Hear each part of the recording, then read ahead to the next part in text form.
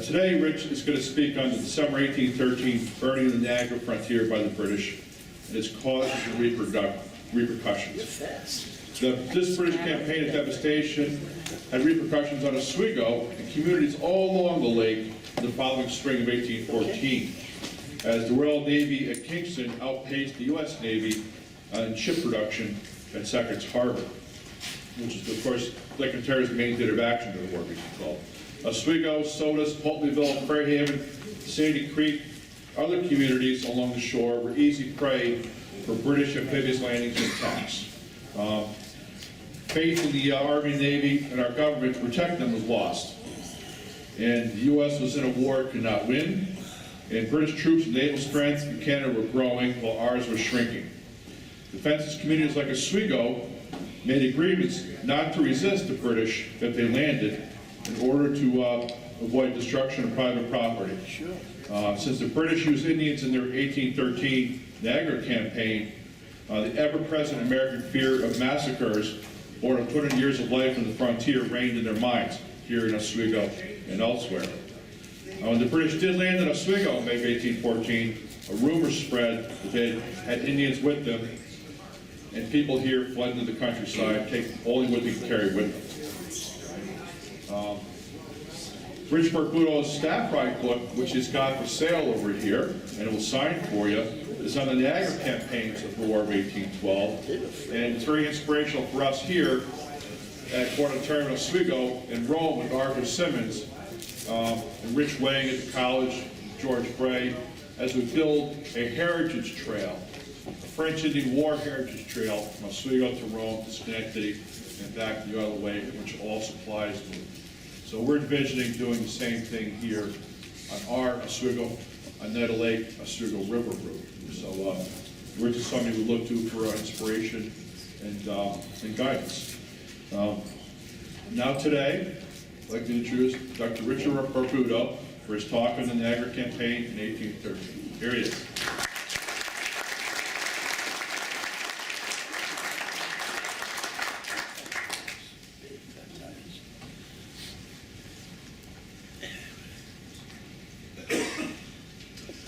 Let's start with a look at the Niagara River and the Niagara Peninsula.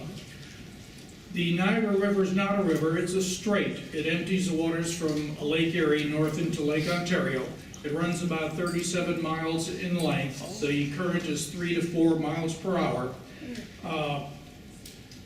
What I want to point out to you, however, is the Niagara Escarpment. The ground south of the escarpment is 180 feet higher than the plain at the northern end. So, starting at the bottom, we have the villages of Buffalo and Blackrock across from Fort Erie. The Niagara River has etched a gorge into Niagara Falls right there. We have the Twin Cities villages of Queenston and Lewiston. And at the mouth of the Niagara River, we've got Fort Niagara and the village of Youngstown, and Newark or Niagara, immediately north of Fort George. Now, the British authorities very creatively named their creeks emptying into Lake Ontario, 12-Mile Creek, 20-Mile Creek, 40-Mile Creek, Stony Creek, and Burlington Heights. Above Burlington Bay, this was Little Lake. It's not a part of the escarpment, but it is a long ridge in there. Here are the people. We're going to talk about one of the greatest human tragedies of the War of 1812 through the eyes of these 5 individuals here. Dr. Serenius Chapin, he's an MD. Eventually he's going to become Lieutenant Colonel of New York Volunteers. Betsy Doyle, who was a laundress assigned to the 1st Regiment of Artillery at Fort Niagara.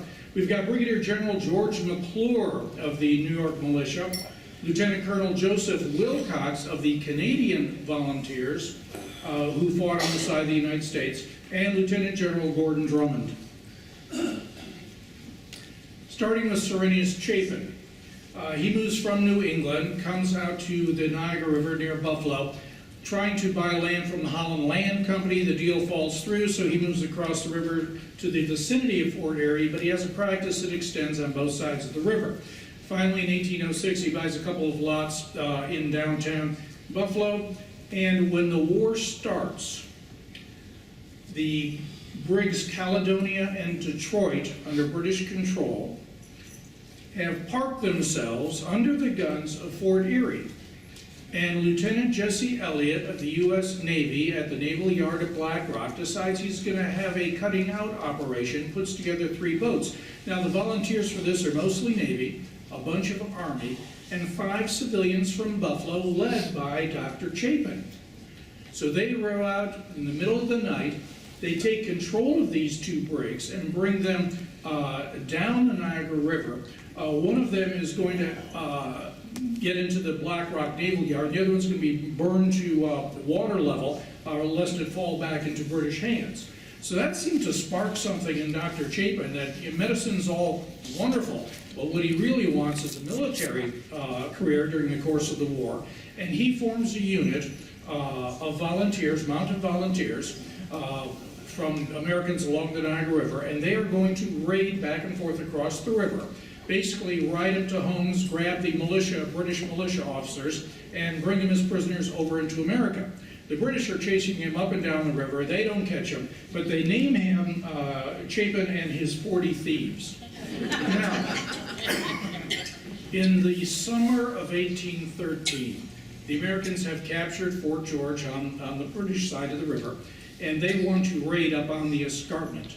So a whole regiment of troops, about 600, make this raid, and they're accompanied by the 40 Thieves and Dr. Chapin. And as they're moving across the top of the escarpment, they get surrounded by about 400, 450 Indians, who inflict a large number of casualties, and the American commander surrenders. And in the terms of the agreement, the regulars will go off as prisoners of war, but militia and volunteers would be released there, until the British commander realizes that he finally has Dr. Chapin. So, reneging on the treaty, they grab Chapin and his men, send them in boats from Burlington Heights off to York, where they'll be imprisoned. So 2 boats filled with prisoners and British rowers heading across Lake Ontario. And Chapin signals to his men in the other boat, and they overthrow their captors, grab the boats, and make it back to New York.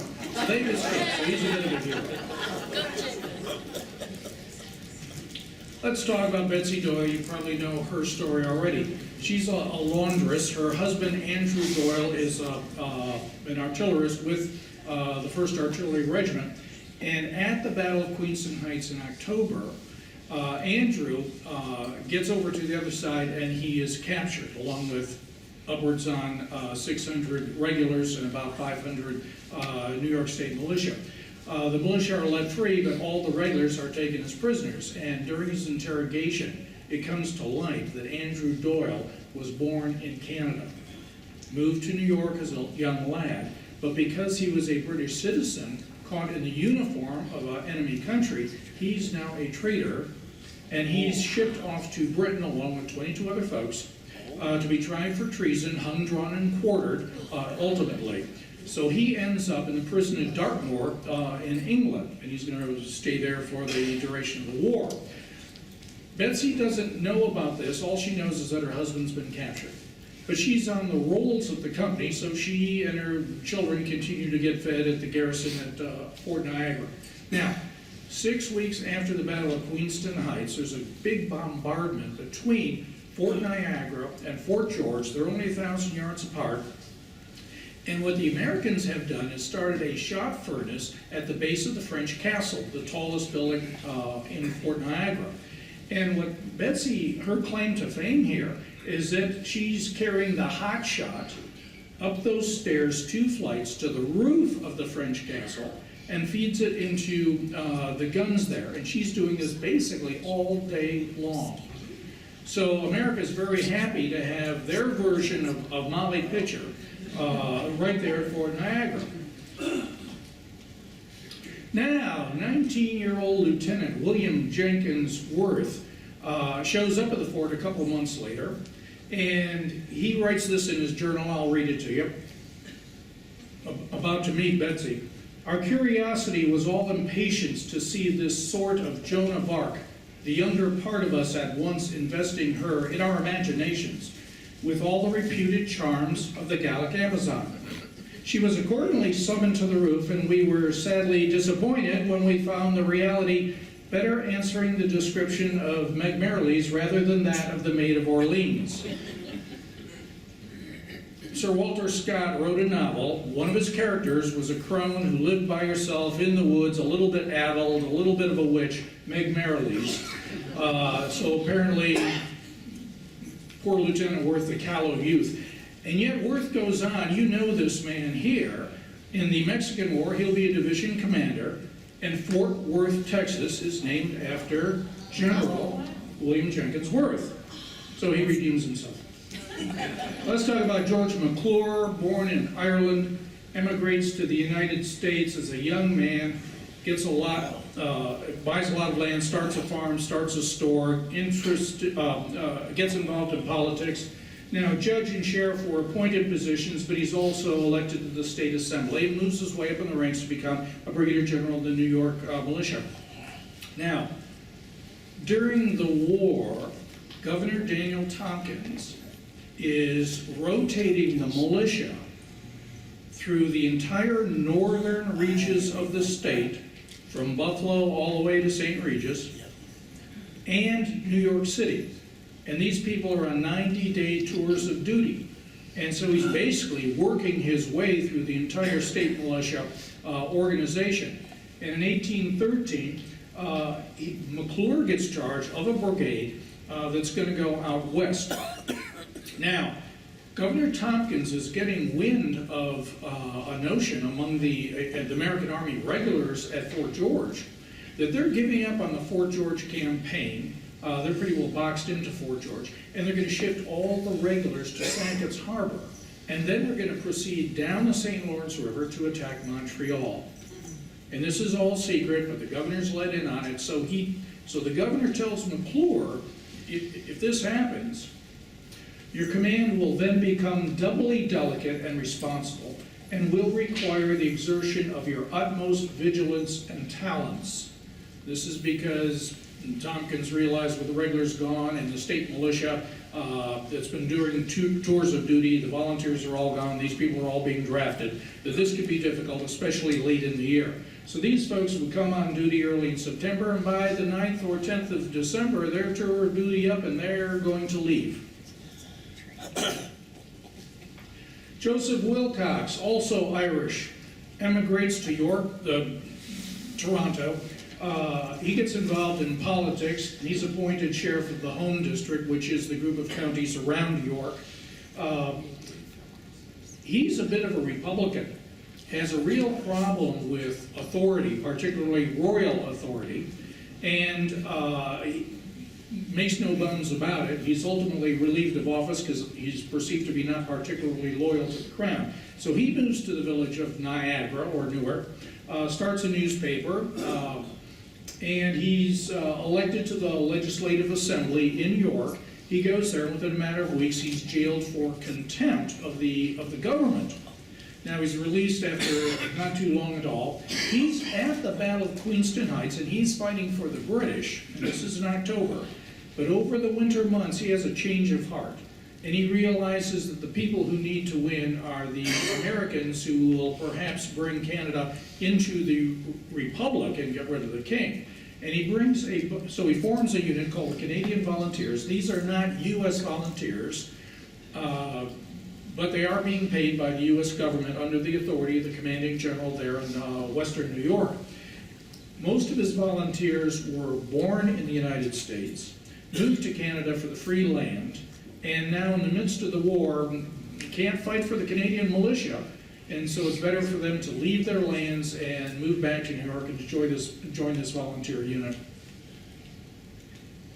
And we have General Gordon Drummond. He's born in Quebec, so he's Canadian, but at a very early age, he's going to move back to Britain to be educated.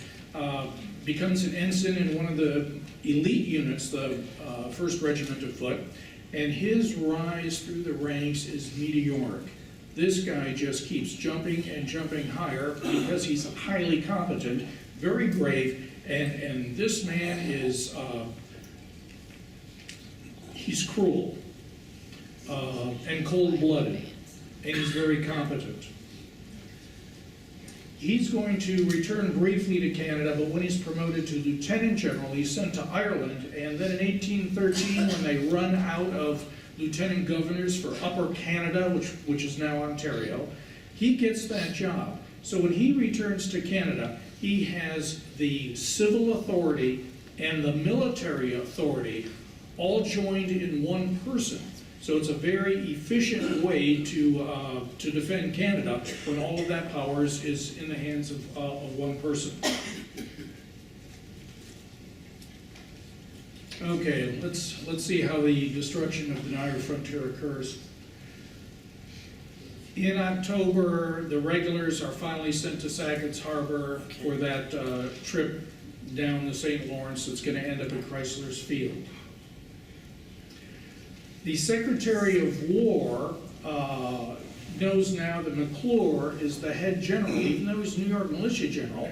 Because of his rank, he commands all the regulars and all the volunteers and all the militia on the Niagara River.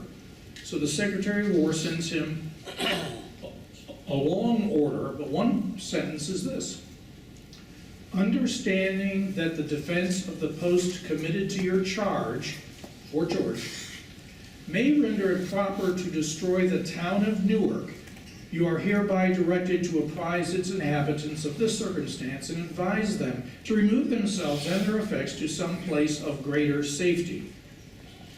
Now, if you've been to Niagara-on-the-Lake and you've been to Fort George, you know that they're roughly a mile apart, with the church and the cemetery in between the two.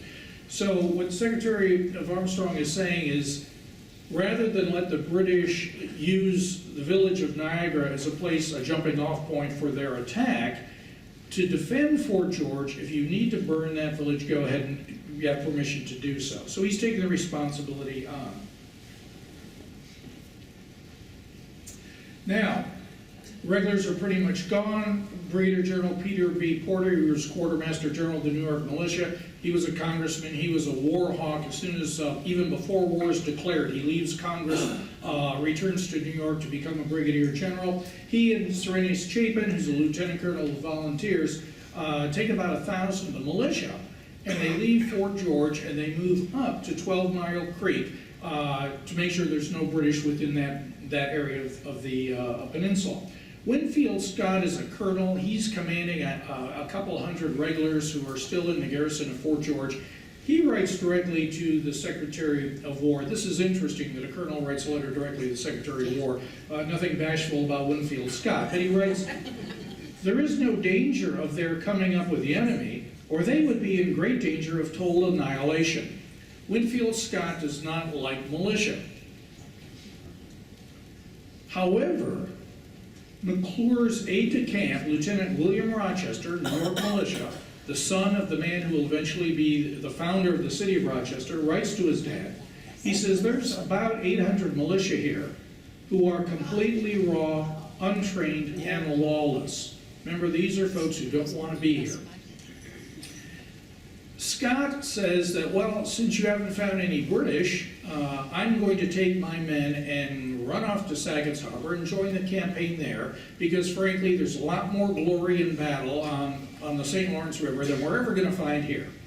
McClure's very upset because that's not what McClure understood the relationship between the two of them was. Nonetheless, McClure has no choice but to let Scott go, and Scott leaves. So there's just a tiny handful of regulars there, and this these militia troops. Not good. William Henry Harrison, future President of the United States, he's just won the Battle of the Thames. His men have killed Tecumseh, and in victory, his men are called for, his regulars are called forward to join that campaign down the St. Lawrence. So he passes through Fort George, and he gives his, since he's a major general, he gives his orders to the brigadier general, and he says, I recommend that you make use of the zeal, activity, and local knowledge which Colonel Wilcox certainly possesses to counteract the machinations of our enemy, and to ensure the confidence of our friends among the inhabitants. Boy, talk about someone whose judgment is flawed. But nonetheless, this is telling McClure, if you need some help, consult with Wilcox. Here's what happens. The militia is dismissed, their time is up, the paymaster only pays them for 1 month out of the 3 that they spent. They're disgruntled. A few of them agree to stay on for another month, but most of them leave and traipse off to their homes. McClure meets with his officers who remain, and they say, we can't hold Fort George. The British are drawing closer. They're at 40 Mile Creek now. They're heading in our direction. We can't defend Fort George. Let's return to New York. And so he decides to do so. Now, no one has this documented, but it's suspected that Wilcox grabs the ear of McClure and says, hey, you know, you've got authority to burn the village of Niagara. Let's do that so the British can't use the shelter in the winter here to assemble for their attack across the river. So McClure, in the morning, has his people tell the citizens there, who are all women, children, and elderly men who have for militia duty, as soon as you're out of your house, we're burning it down. Thank you very much. I'm sure you can find some place in December to live. And that's what he does. And he writes a letter to the Secretary of War saying, the village of Newark is now in flames. The few remaining inhabitants of it have been notified of our intention and were unable to remove their property. Chapin is furious. One, because we've been at war for a year and haven't had to burn down civilians' houses, because the same could happen on the other side of the river. So in a letter that's going to end up in all the newspapers in New York, he writes this: women and children were turned out of doors in a cold and stormy night. The cries of infants, the decrepitude of age, the debility of sickness had no impression upon this monster in human shape. This is going to start a very gentle war of words between these two gentlemen that's going to go on for years. Now the campaign is going to shift to the eastern side of the river. This is an aerial view of Fort Niagara taken from 500 feet. And this would be a Times New Roman view of the same fort. I'm going to bring your attention to the French castle here, largest building within the fort, and the north redoubt and the south redoubt, and the gate that enters into the fort. And Fort George would be off the map to the left there. General Drummond just takes command, moves to Burlington Heights, learns that the village of Newark has been burned. He's going to retaliate. So he gathers his forces and he moves right up to the area of Fort George.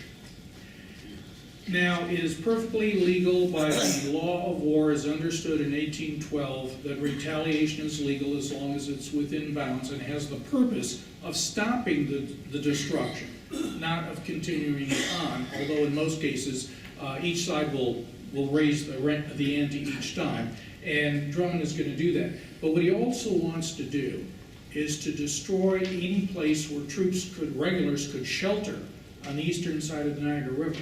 And he's going to use the destruction of Newark as his justification for destroying their homes. Now, what's Betsy Doyle doing?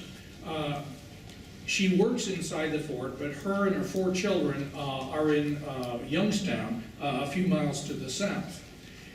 And the garrison of Fort Niagara are shaking in their boots because they know the attack is coming. The rumors are the Drummond's here and he's gonna attack Fort Niagara because there's a small garrison there. Betsy Doyle, in order to encourage the garrison and actually shame them, the night before the attack, puts on a watch coat, grabs a musket, gets a cartridge box, and she stands guard in the rain at night to shame the militiamen and the regulars into doing their duty. The next morning, she returns to her home in Youngstown, and she'll be there during the attack. Nathaniel Leonard is the senior officer in Fort Niagara. McClure comes through. Leonard's got a reputation of being a drunkard. Nonetheless, he is the senior man there.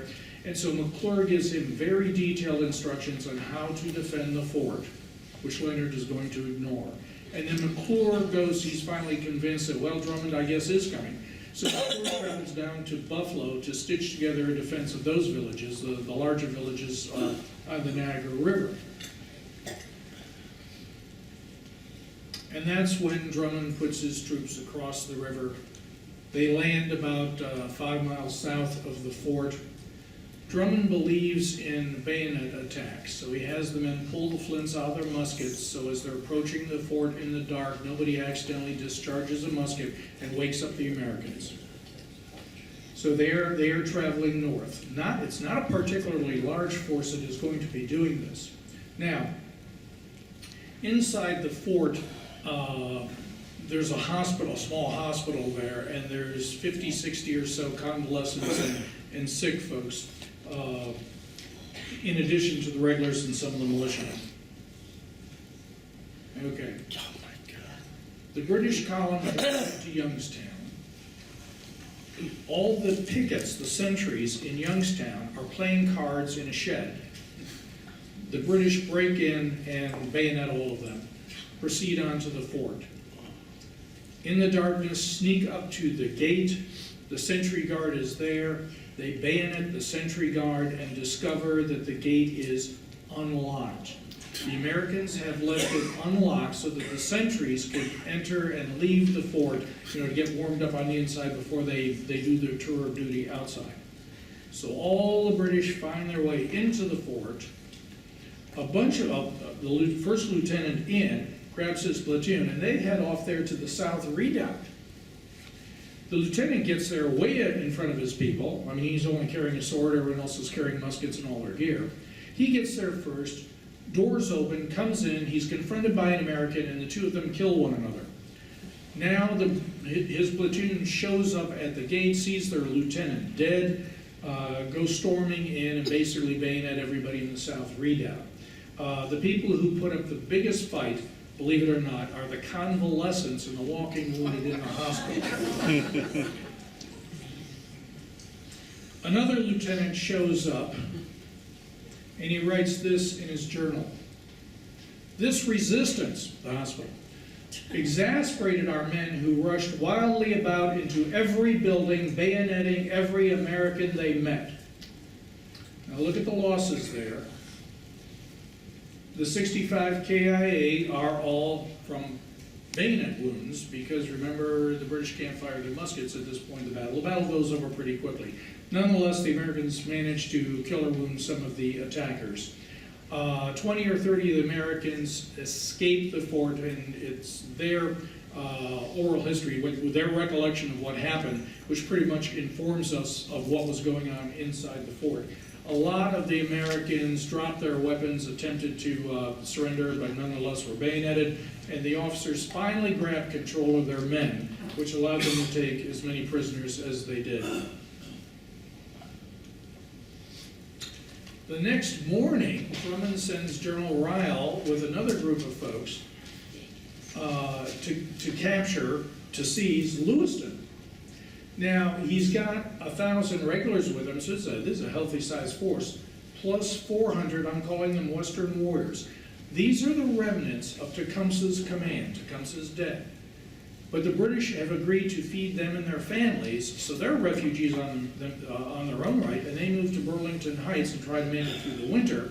And when Drummond says, I could use their help, they're looking for vengeance. And so these native warriors from the western tribes are going to, unfortunately, they'll be in the lead of the assault. The folks in Lewiston are taken by surprise.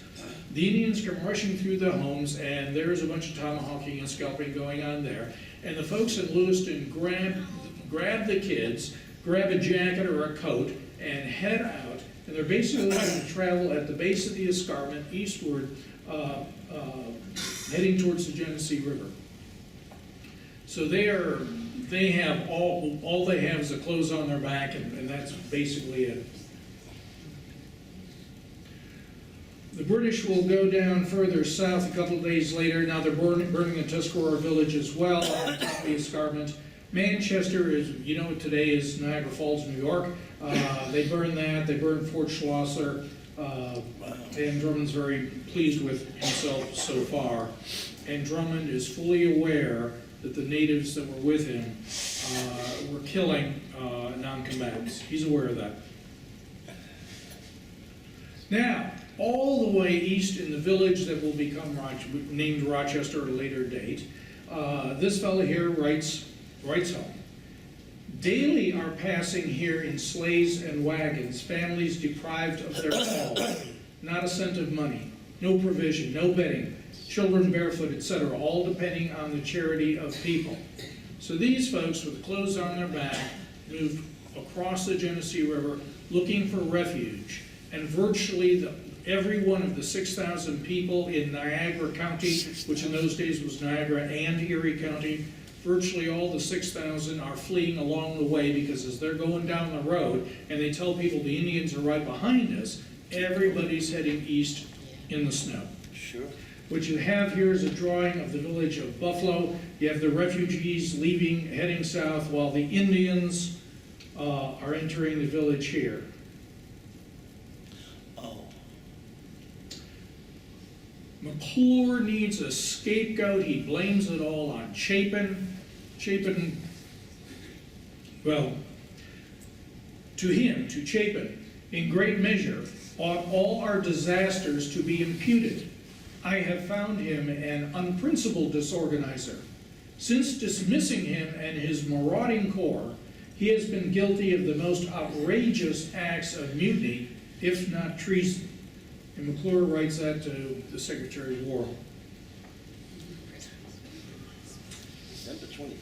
Drummond is on a roll. He's got an opportunity now to destroy everything on the Niagara River.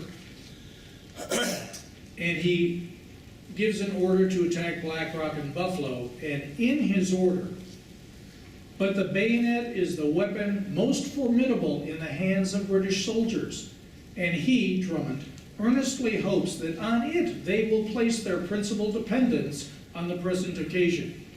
He's ordering another bayonet assault. And he includes the Indians with him, although he's well aware of what they've been up to. So General Ryle, his brigadiers placed in charge, immediate charge of the attack, they cross north and south of Squaw Island, get across Contjacta Creek, this is the Scajaquity Creek now, and they approach Blackrock on two different routes. There's a defense in Blackrock. It's not very heavy. The big defense will be in Buffalo.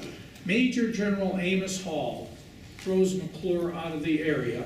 He calls up all the militia in Genesee County, Niagara County, Chautauqua County, and he tells them to get to Buffalo.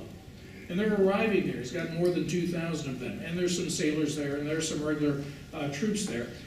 And McClure will say later on, and so they're fighting all the way to the village of Buffalo.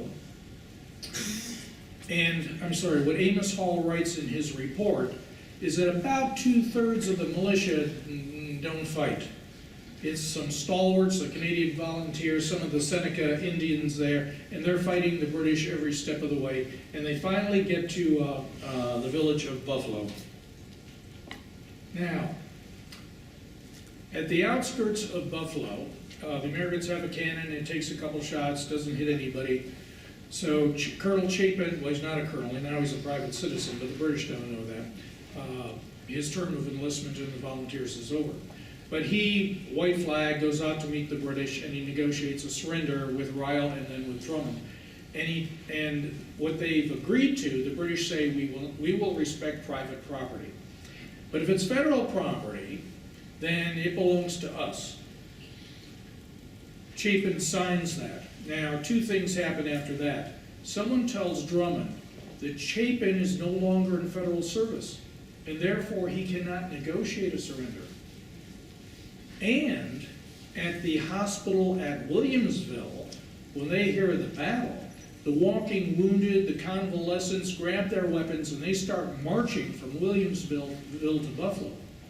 And the British soldiers who are looking their way through the village of Buffalo see these regulars on the way, presume that they're there to attack, and they are, and figures that now the Americans have reneged on the treaty. So Drummond orders the burning of every structure in the village of Buffalo. The widow St. John in her house comes out and pleads for her house, and Drummond lets that one survive. So every structure, 37 miles, burned to the ground, except for the widow St. John's home. They also burned 2 schooners and 2 sloops. If you recognize the name, this is part of Oliver Hazard's squadron that had won the Battle of Lake Erie. So those were in the Blackrock Naval Yard, or anchored right outside of Buffalo. So those are all destroyed. There are a handful of personal accounts of the battle. This is one of the more poignant, vivid. I saw that day 13 bodies of the killed, these are New York troops, laying at Reese's blacksmith shop. It was a bitter cold day and the bodies were frozen stiff just as the men had died. They were in all conceivable postures, legs and arms twisted around in all shapes, the gaping wounds, the mangled heads torn by the ruthless scalping knife, all formed a sight horrible to behold. And there's some idea of how many militiamen killed, wounded, or taken prisoner at Buffalo. Another picture of Buffalo after the burning. All that is left are the stone foundations and the stone chimneys. Based on claims, so this is an incomplete list, because a lot of people who left the Niagara River never came back, never submitted a claim. But based on claims, this is the number of structures that were destroyed in December.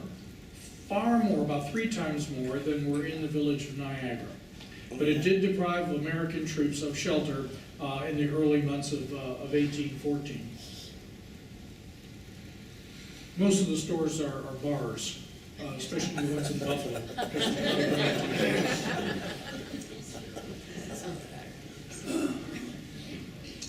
Out in Canandaigua, the Committee of Safety takes upon themselves the responsibility of supporting all these refugees that are showing up on the doorstep. So they put out a flyer to the rest of the state, and I've extracted that one line there. Mothers find themselves wandering with strange children. My children are strange. Wandering with strange children, and children are seen accompanied by such as have no other sympathies with them than those of common suffering. And the money starts flowing into Canandaigua to help the refugees.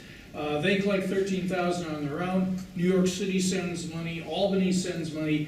The state meets in January, and they vote, as you can see there, upwards on $100,000, half in outright grants and the other half in loans. Of these state grants, they give money to the Tuscarora Nation to rebuild their village atop the escarpment. They've got claims from 350 individuals or heads of families. So that's, I think if you extrapolate that out with the size of families, that's somewhere between maybe 1,000 or 1,500 people that are going to get some grant money or claim money. The state loans that 49K to 59 people, and 10 years later, only 3 people had paid them back. I've got no records of how many eventually paid back their loan money. The federal government, years later, receives 158 claims. Presumably, these are people that didn't make an initial claim in 1814. Now, this is the 1830s when Congress finally gets around to addressing these claims. The Committee of Claims says that the claimants have no legal demands upon the government. They said that because these were private citizens in private homes, and if you had a beef with your house being burned down and your family scalped by Indians, you really need to address that with the British government, because we didn't have anything to do with that. But even the not-so-smart congressmen realized that that was not going to play well in their home district.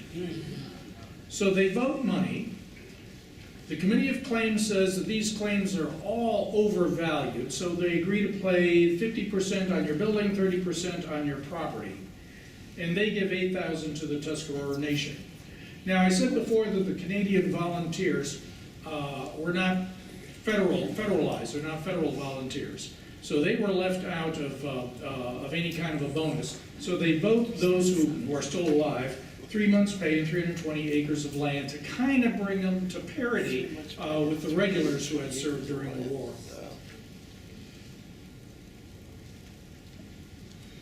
Okay, up there in Upper Canada, the magistrates finally get together and say, we've got an awful lot of people here committing treason. Now, a lot of them have left their land and gone to New York, but there's a bunch of them still here. They charge 19 folks who are still in Upper Canada. They convict 15 of them for treason. They hang them, behead them, I'm sorry, not all 15, 8 people. 8 people are executed, beheaded, heads displayed at Burlington Heights, bodies just buried in unmarked graves, all their lands confiscated. Joseph Wilcox is not one of them. He's back in New York.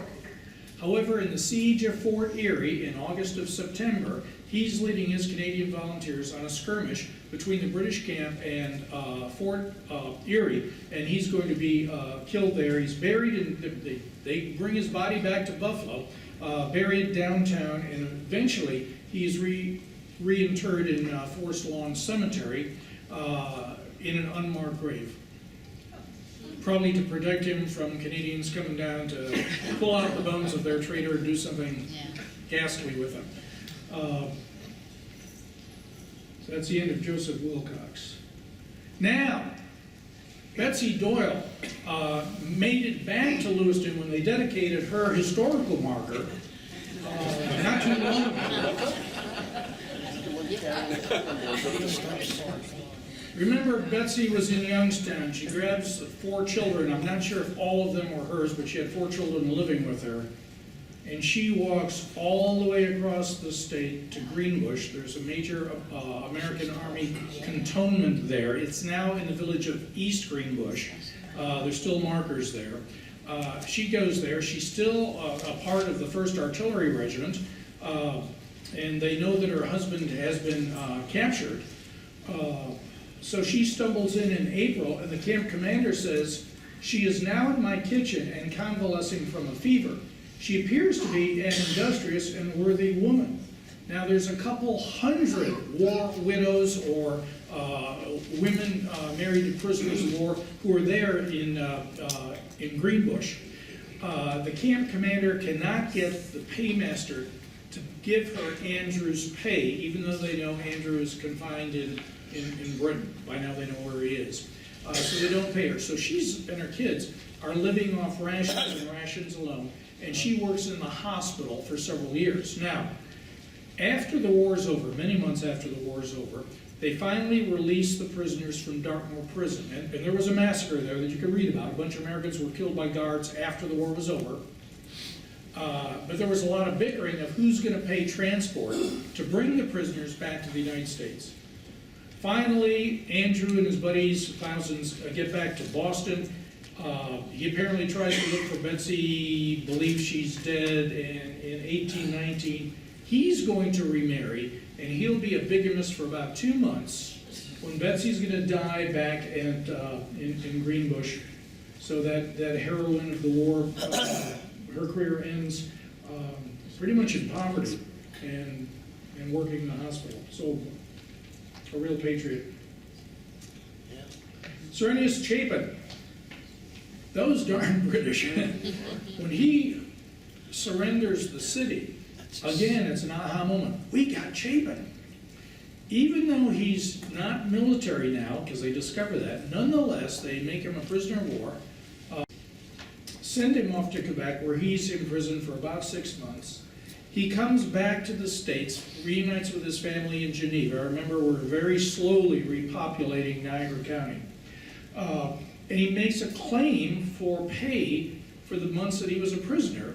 And of course, the federal government says, no, you weren't a federal officer. If you've got a beef with the British government for keeping you a prisoner for 6 months illegally, take it up with them. That's not the responsibility of the United States Congress. Eventually, he moves back to Buffalo, sets up his practice. He's a bit of a hero. He's a celebrity. He's a civic organizer, a proponent of a bigger Buffalo. He starts an agricultural fair that goes annual, eventually becomes the Erie County Fair. He forms the Medical Society for Erie County, which by now is split off from Niagara County. And a few years before his death, the people of Buffalo get this silver pitcher, silver cups, and they inscribe it to Colonel Chapin, the brave soldier, the good citizen, the honest man. And he's buried in Forest Lawn. I have no idea if it's anywhere near Joseph Wilcox or not. Nobody knows. What happens to George McClure, the man at the center of this all? Well, he's never brought on active duty again, as you might imagine. He returns to Bath. He's actually going to be appointed sheriff there for, I think, for a one-year term. But eventually he is going to move out to Illinois, and he's one of the founders of Elgin, Illinois. And he lives a good long time, and there's his tombstone out there. General Drummond. He stays there, commanding the troops and running the government of Upper Canada. And when the invasion hits in July, Jacob Brown, Winfield Scott, and those people cross the Niagara River and start a 4-month-long campaign, the battles of Chippewa and Lundy's Lane and the month-long siege of Fort Erie. It's Drummond that they're fighting. Now, after the war, he's actually going to be made the Governor General of all British North America for a short period of time, while George Prevost is brought back to London for a court of inquiry. Now, Prevost is going to die before the inquiry is held, so that he's neither, how's that go? He's neither exonerated and they found no evidence of any incompetence or collusion.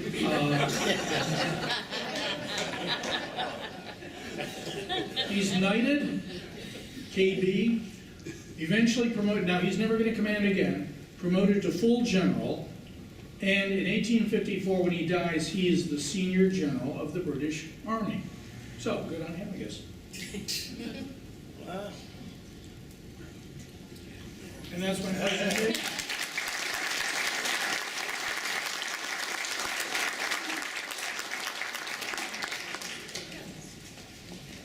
Yes, please. Is that all from your 1814? None of it is. None of it. Where is it?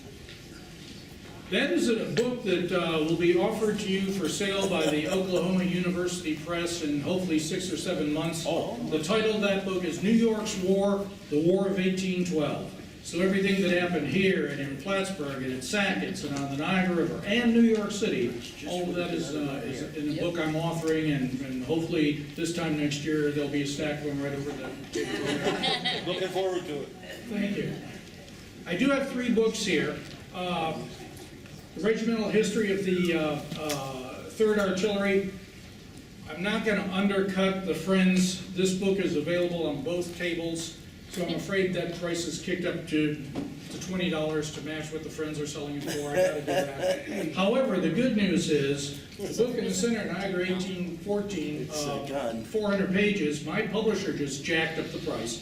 It's available there and here, and we'll charge the $40, and that's been the going rate for the last several years. But the book that is not over there, that is over here, is the Staff Right Handbook of the Niagara Campaign. And this is a travel guide. If you ever decide to spend a day on the Niagara River to see all the battle sites, 1812, 1813, 1814, that book will tell you where to stand, what happened there, and it'll give you firsthand, what do you call it, memoirs or journal entries or letters written by the person who was standing there at the actual time of the battle. So that's what you'll find over there. And since it doesn't exist over there, my price is marked 13. So the lady who bought it for 15, I got 2 more bucks for you. So, any other questions? Oh, we have some over here too. Yes. Oh, wait, I'm sorry, you do? Yeah, they're But the 20 Staff Right bucks. Handbook? Yep. Well, in that case, they're 40 bucks. What are you charging for it? I'm not gonna undercut you. 20. Well, I don't know. Must be free. I didn't know you had any over there. $10. Great. No worries. Okay. So yours first. Okay, I'll sell mine first for 15 over here. Any other questions? Any more questions? 1812 was Over there. damn. Yes, please. I have a question about the American Native Allies during the burning of Buffalo and so forth. I mean, I understand the Tuscarora, they had always been American allies. But from what I've read, there's a substantial number of Seneca along with it. I find that kind of difficult to understand, especially since it wasn't that long ago where the Sullivan campaign went through and destroyed the Seneca homeland. Why all of a sudden were they allies of the Americans? Do you know? You had a choice. You could live in New York or you got to live in Canada. I'm picking New York. A whole lot of the Mohawk are going to move to the Grand River Reserve or Montreal area. But they were the ones that the New Yorkers were, I think, most upset with, I guess. The Seneca are moved after all the Iroquois, regardless of what side they were on in the war, are moved out of the ancestral homes, the Seneca from the Seneca Lake region all the way to Buffalo Creek. And they've got a large, gosh, there were probably as many as 600 warriors there, plus their families. At the same time, across Buffalo Creek is the village of Buffalo. And they got along famously well. It's kind of like, if we're going to survive, we got to live with our American neighbors. So that's the only way I can address your question. But in the 1814 campaign, it's in the book, a whole battalion of Iroquois, mostly Seneca, will be with Jacob Brown and Winfield Scott when they cross the river in July and fight the battle. They're at the Battle of Chippewa, and they are amazingly good warriors. And interestingly, the people they are fighting at Chippewa are the remnants of the Western Indians, plus fellow Iroquois from the Grand River. And what you don't read about in the history book, except that one, is these guys, the Seneca, are going to take 87 scalps at the Battle of Chippewa. They're going to attempt to sell them back to General Peter B. Porter, who's going to say, I don't buy scalps, I'm sorry. The Seneca will be so ticked at that, they take the scalps, some of them they burn, and some of them they throw in the Niagara River, and most of them leave the campaign after that, because they weren't being paid for the scalps. Bit of trivia there. Paul, you good? Any others? One over there. Are these sites, like, are they both maintained today? Do you know where a lot of them are? So, On the Niagara River? yeah. Oh, wow. Fort George, Fort Erie, Fort Niagara, completely restored. They've got all the reenactors and all the folks there. They run active programming. They have gift shops. You can go up on the escarpment at Queenston Heights and full of That would be markers. fun to do. You can go to several, there's a big battle there at Queenston Heights. You can see most of that. The Chippewa battlefield, it's an open field then, it's an open field now. But the markers are out, so you know where everybody stood and fought. Lundy's Lane, if you've ever been there, Lundy's Lane exists in Niagara Falls, Ontario.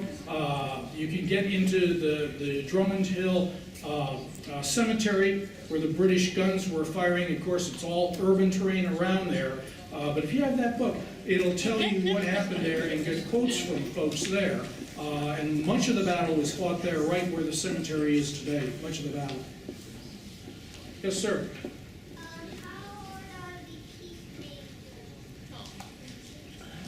I missed that. We'll catch up after. Wonderful. Happy to. Sir, what happens if I point the laser at you? Do you know anything about what the disposition was of Wilcox property between the time when he left it and the burning of Newark? I do not. Does this figure into perhaps why they so gleefully go about burning those? All the speculation on, everything on Wilcox motivation is pure speculation. Kind of a follow-up sort of related this way. Yeah, Do you know about anything about Ebenezer Allen I do not. in that period? Related to Thames and why they move on to this. We'll talk about it. Okay, great. Wonderful. So we're good? Thank you all very much.